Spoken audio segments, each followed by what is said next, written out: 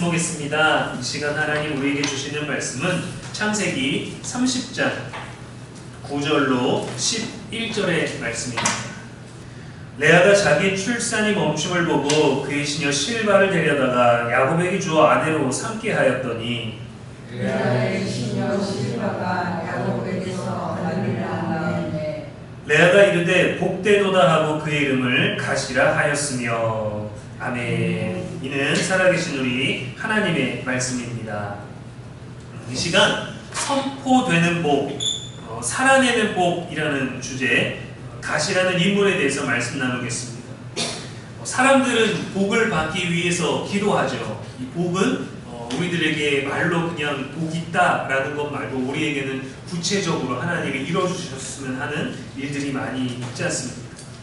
그래서 그것을 받기 위해 노력하고 기도합니다.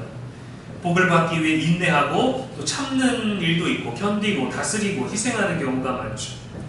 내 복이 아니라 나의 다음 세대, 우리 자녀들, 또 우리의 헌신과 또 희생을 통해서 자녀 세대에라도 우리가 받지 못한 복을 더 주시고 내가 깨닫고 내가 받은 복보다 더 많은 복을 자녀들에게 주시기를 바라며 노력합니다. 오늘 함께 나눌 인물인 갓은 이름부터가 복이었어요. 아직 아무것도 이루어지지 않았지만 이름 자체가 복입니다. 그런데 때로는 이게 부담이 되기도 하죠. 너 복 많이 받았잖아. 좀 베풀어야지. 그 이름처럼 살아야지 하면서 복 안 받아도 받은 사람처럼 살아가고 있는 믿음의 순간들이 더 많은데 많은 사람들이 또 주변에 또 어떤 요구들이 우리들에게 있어지기도 합니다. 돈 많이 벌었잖아, 건강하잖아, 뭐하잖아 하기 때문에 희생을 더 요구할 때도 있고 손해를 더 요청할 때도 있고 또 우리가 노력해서 이룬 것들을 또 나눠달라고 요청하는 그런 요구들이 있을 때가 있어요. 복이라는 이름을 받았는데 삶으로 증명해야 한다면 어떨까요? 그게 바로 가시였습니다. 얼마나 대단한 복을 받을지 이름도 가시예요. 물론 영어에 신을 뜻하는 갓은 아닙니다. 가시라는 이름은 복, 행운, 좋은 일이 생겼다 라는 뜻이에요. 야곱의 7번째 아들이죠. 아들들의 인생, 아들들의 이름보다 사실 지금은 라헬과 레아의 어떤 출산 경쟁이 주가 되고 있는 계속 그 흐름 중에 있습니다. 갓의 어머니는 실바입니다. 실바는 레아, 언니의 여종이죠. 레아는 자신의 몸으로 사랑받지 못해서 4명의 아들을 직접 연달아 출산을 했습니다. 라헬이 시녀를 통해서 납달리라는 언니를 이겼다라는 아들을 낳자 오기가 생겼어요. 이미 4명이나 낳았는데도 불구하고. 그래서 자기의 출산이 멈췄고 동생보다 동생 몸으로 낳은 아들도 아니고 동생의 여종을 통해서 낳은 아들 하나가 생겼을 뿐인데 이미 승률로 4대1이지 않습니까? 그런데도 화가 났어요. 지기 싫었어요. 그래서 자신의 여종으로 아내를 남편에게 삼게 해서 갓을 낳았습니다. 자녀는 언제나 사랑스러운 부모의 기쁨이자 인생 그 자체가 되기도 하잖아요. 아기는 또 여러분 그냥 보기만 해도 얼마나 사랑스럽습니까? 저는 3살에서 5살짜리 그 또기 아이를 보면은 그냥 행복해요. 너무 귀여워요. 막 들어서 던지고도 싶고 막 놀아주고 싶고 물고 빨고 싶고. 저도 아직 어린 2 아들을 보면서도 좀 더 어렸던 때 요즘 아이들이 키가 자라고 있어요. 더 어렸을 때 말도 잘 못하고 아장아장하고 기저귀 막 뗄까 말까 했던 그때 기어다니면서 걸어다니면서 넘어지고 그랬던 때들을 많이 그리워하는 것 같습니다. 그래서 어릴 때 아이들 사진 보면 얼마나 행복한지 몰라요.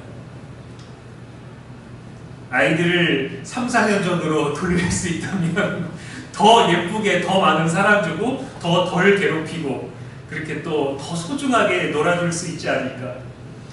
아이들을 그 3, 4년 전에 3살, 5살 이대로 되돌릴 수가 없으니까 욕심이 생기는데 아이가 또 갖고 싶습니다. 그런 마음이 들어요. 그래서 아이의 명수를 채우는 게 아니라 사랑스러운 아이를 남편 품에 두어서 마음을 빼앗아야 되겠다라는 그것 때문에 2 자매의 경쟁이 이해가 됩니다. 그냥 아이를 바라보기만 해도 너무 기쁜데 이 바라보기만 해도 기쁜 아이를 내 사랑하는 소중한 누군가에게 그렇게 전해줄 수 있다라는 걸, 안겨줄 수 있다라는 게 여러분 인류가 인생을 살면서 얼마나 놀랍고 감격스러운 일이겠어요. 레아가 외쳤어요. 복이 왔다. 이 복이라는 단어가 주는 무게감과 기대 속에서 갓은 태어나자마자 이름의 무게를 짊어진 사람이 되었습니다. 나는 복된 인생이 되어야 돼. 나는 복이어야 돼. 근데 이 갓이 태어난 것은 복이 아니잖아요. 그냥 단지 여성들의 어떤 경쟁. 갓에 대해 야곱은 이렇게 예언했습니다. 갓은 군대의 박격을 받으나 도리어 그 뒤를 추격하리로다. 어떤 승리, 전쟁, 싸움에 있어서의 복을 받았죠. 공격받고 짓밟히는 듯하지만 회복과 반전이 있는 내용이 담겨 있습니다. 우리는 복을 받는 것을 아무 문제 없이 잘 지내는 상태나 모든 일이 잘 남들보다 잘 풀어지는 상태를 기대하지만 복이 있다라는 말은 시련이 없다는 뜻이 아니라 시련을 넘어설 수 있는 능력이 주어지는 것을 말합니다. 그게 복이에요. 어려움이 없는 게 복이 아니라 어려움이 왔을 때 그 어려움을 넘어설 수 있는 능력, 우리는 그것을 믿음이라고 하죠.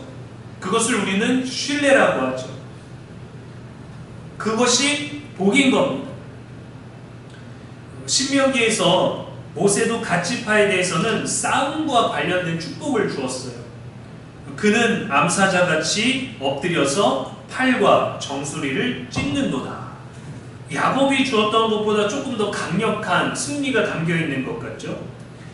갓지파에게 주어진 복은 평안하고 잠잠한 것이 아니라 오히려 전쟁에서 나가서 싸우고 붙들고 쫓아가고 이기고 추격하고 찢는 말씀인 겁니다.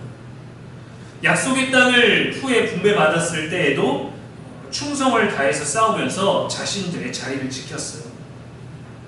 근데 강한 용사와 같았지만 나중에는 점점 희미해진 이름이 되었습니다.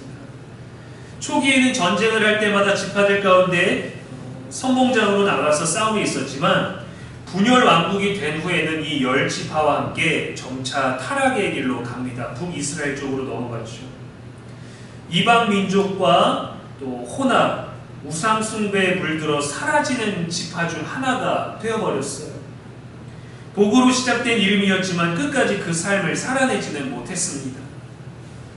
우리의 신앙 또 믿음과 깊이 연관이 되어 있죠. 하나님을 믿는 것 자체가 우리가 복이라고 얘기할 때도 있어요. 하나님을 알게 해주셔서, 하나님을 믿게 해주셔서 감사합니다. 하나님을 아는 것이 복이라, 주님이 내게 복이라 고백하지 않습니까? 주님 사랑합니다. 그것뿐입니다. 그러나 끝까지 믿기 위해서는 계속 싸워야 되는 거예요. 교회에 나가는 것, 도덕적으로 내 직장 일터에서 내 성품을 지키는 것, 가정 안에서 우리의 감정을 다스리는 것, 돌발 상황 가운데서 우리가 격정적으로 바뀌지 않는 것, 이 모든 내면과 외면의 모든 환경까지의 싸움까지 다 담아서 그것을 끝까지 계속 싸워야 하는 것입니다.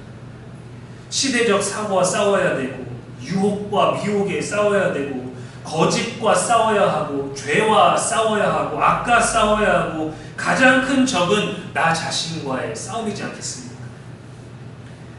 복이 주어지면 승리하는 것이 아니라 복을 붙잡고 싸워야 되는 인생이 되는 거예요. 최후의 승리와 복을 향해서 끝까지 싸우는 인생이 복된 것이다 라는 겁니다. 싸울 무기가 잘 준비되고 싸울 수 있는 환경이 좋고 내가 좀 더 승리할 수 있는 유일한 고지에 있게 되는 것이 복이라고 우리는 원하지만 아니에요. 조건이 너무 좋지 않아도 그거를 끝까지 싸울 수 있는 것, 그것이 우리들에게 복인 거예요. 그 복을 깨닫는 순간이 뭐냐? 끝까지 이겨서 그 언덕을 넘었을 때입니다. 우리가 충성하는 자리, 믿음으로 싸우는 자리에 복이 임하는 거예요. 내가 믿음을 지키기 위해, 내가 윤리적이고 도덕적으로 내 믿음의 거룩한 의로운 삶을 지키기 위해 싸웠던 내 그 치열한 삶의 자리에 복이 임하는 것이, 우리가 자리를 바꾼다고 그것이 복이 되고 그런 것이 아닙니다. 갓도 싸워야 했었어요. 자신에게 주어진 이름, 자신에게 주어져 있는 어떤 삶의 무게 싸웠어야 했지만 그러지 못했습니다. 그래서 우상 숭배와 혼혈과 이방 민족의 문화들과 그 모든 것들에 자신을 빼앗기고 자신의 자리를 내어주고 다른 자리에 가게 되고, 그래서 복받은 자신의 삶이 끝내 복이 되지는 못했어요. 선포된 복보다 중요한 것은 살아내는 복입니다. 삶으로 받는 복이에요. 우리에게 주어진 복에 감사하며 주의 이름으로 세상과 싸워 이기는 저와 여러분이 될 수 있기를 소망합니다. 여러분들이 인생의 많은 파도와 또 인생에 가장 힘들었던, 내 인생에서 가장 바닥이라고 할 수 있었던 그 지점에서 다시금 왔을 때, 밑에 있었을 땐 저주였고 올라왔을 때 복이었습니까? 아닙니다. 우리가 내려갔던 그때가 있고 회복된 그때가 있고 올려있던 그때가 있고 내려졌던 그때가 있어서 우리 안에서 복을 말할 수 있는 거예요. 복된 시점이 아니라 오르락내리락 했던 그런 삶의 기곡이 있었기 때문에 우리는 복을 말할 수 있는 것이, 무엇이 복인가? 내가 있던 자리가 복이었구나. 내가 지금 올라오고 있는 복을 가지고 있구나. 왜 우리가 올라오고 있습니까? 그 삶을 버텨내고 살아내고 있기 때문에 지금 복을 누리고 있는 거예요. 내가 삶을 유지하고 있다? 그것도 내가 살아내고 있는 겁니다. 복인 겁니다. 예상치 못한, 의도치 못한 우리의 죄, 우리의 잘못, 그것과 상관없이 복이 아니라고 말할 수 있는 상황들이 우리 안에 벌어졌어도 살아내는 게 복이에요. 그 상황을 받아들이고 그 상황을 이겨내고 극복하고, 하나님은 그 일들을 되돌려 놓으실 수도 있습니다. 하나님은 그 일들을 지나치게 가게 하실 수도 있어요. 하나님은 그 일들을 잊고 더 앞으로 나아가라고 하실 수도 있습니다. 하나님은 그 상황들을 붙잡고 끝까지 버티라고 하실 수도 있습니다. 복이다 하고 선포된 것이 아니라 살아낼 때가 진짜 복이 되는 것이죠. 오전에도 말씀드렸지만 30대 엄마가 아이가 자폐 판정을 받았던 그날, 그런 극단적인 또 후회와 괴로움과 죄책감 가득한 용서를 구하는 편지를 남기면서 어떤 심정이었을까? 우리는 감히 헤아릴 수가 없을 것입니다. 때로는 우리가 질병으로 인해서 또 여러분 세대에 또 2살 때가 되면 굶어서 건강하지 못해서 겨울을 이겨내지 못해서 죽는 형제자매들이 얼마나 많았습니까? 지금은 그렇게 굶어 죽는 아사로 되는 우리나라 시대는 아니지만 다른 방법으로 또 생명을 잃게 되는 일들이 너무 많아요. 지금 또 캄보디아에 또 일을 구한다고 돈을 벌게 해주겠다고 그렇게 사람을 불러내서 고문하고 돈을 빼고 협박하고 죽이는 일들이 얼마나 많은데 국가 간에도 아무런 조치도 하지 못하는 무서운 세상입니까? 그 무서움의 정도, 무서움의 방법이 달라졌을 뿐이지 생명을 잃는 건 너무 괴로운 거예요. 근데 그것을 잃는 것도 너무 괴로운 일인데 그것을 불완전하다는 이유만으로도 내가 그것을 포기하게 하고 내 의지로 그것을 없애고 내 의지로 나까지 포기하는, 그것을 과연 우리가 그럴 수밖에 없었다라고 말할 수도 있겠지만 꼭 그래야만 했을까라는 생각도 들기도 하죠. 우리들에게는 각자에게 맞는 하나님의 복이 있습니다. 우리가 지켜야 되고 끝까지 붙잡아야 되고 살아내야 되는 복이 있어요. 우리가 말하는 좋은, 건강한, 부유한, 행복한, 아름다운 그런 복들 말고 하나님이 우리들에게 주신 건 고난도 복입니다. 우리가 씨름해야 될 것도 복이에요. 때론 우리에게 주시는 질병도 복이고요. 때론 우리가 경험하는 실패도 복입니다. 하나님이 우리와 함께 하시는 그 자체가 복이고 하나님이 우리의 고난에 함께 계신다는 것을 우리가 아는 게 복이고, 우리에게 주어진 삶을 살아내는 게 복이에요. 같이 파는 외곽 지역의 땅을 분배받았습니다. 주어진 자리에서 가장 좋은 노른자 땅이 아니라 바깥 땅, 그 자리에서 외곽을 지켰고 칼을 들었고 공동체를 위해서 먼저 세우며 싸웠던 지파입니다. 나머지 11지파를 위하여 자신들이 외곽에서 방패막이 되어주던 것이 힘들고 지치고 경계해야 되고 긴장해야 되지만 그들에게는 그게 복이었던 거예요. 정수리를 찢으리로다. 그 뒤를 추격하리로다. 어디에 있든지 우리에게 주어진 자리에서 하나님의 성품을 드러낼 수 있어야 됩니다. 그거를 지켜내는 게 믿음이고 그것이 복이라고 가세 인생을 통해 우리들에게 들려주는 거죠.